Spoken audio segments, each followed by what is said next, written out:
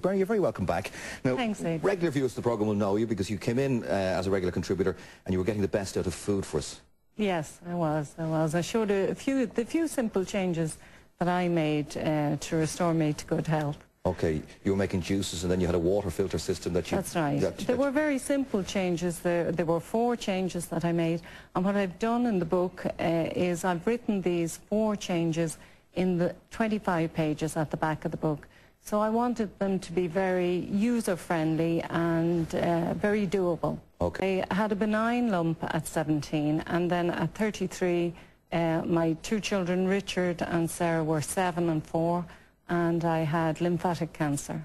And so at that stage, I lost a baby. I miscarried a baby, and they told me not to have any more children because there was a great risk of the cancer returning.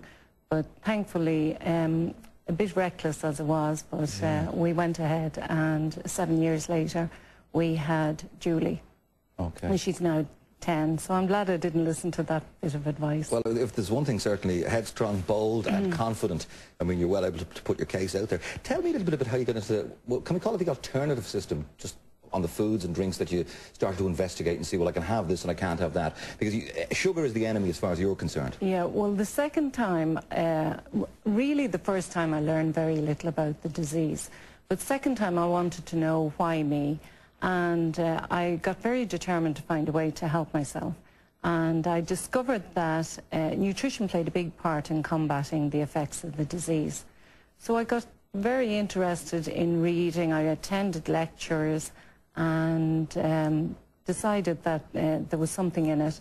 And what really made me sit up and think was I had some arthritis in this hand and this shoulder, and it disappeared. I gave up wearing my reading glasses.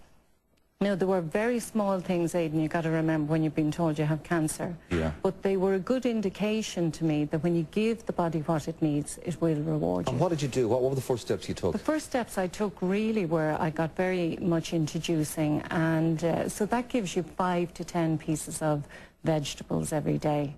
And the most important thing about that was it was raw. The second thing, I cleaned my water. I cleaned the water coming into your home, into my home. Okay. Because when you've cancer, you really can't sit around waiting for the government to take the fluoride out of the water. So you have to do something about it yourself. And then the next thing I did was I added these powerful foods into the diet. Essential fatty acids. Foods that contained enzymes and nitrosols. So they're very, very powerful, and as I say, I've written all this in just 25 pages in the back of the book. Okay. Take us through then your average day, food-wise and drink-wise. My average day, well, mine is an awful lot different now than it used to be originally when I started out. But basically, I think if people add the juices to their day and add these foods into stews, soups, casseroles, they can do it too. The other thing I got into was not spraying all the chemicals onto our bodies, because we're actually the first generation to be exposed to spraying all these deodorants, hairsprays, baby wipes, makeups onto our skin. And the skin is a carrier, it's not a barrier, so we need to stop this practice. And there's plenty of alternatives out there.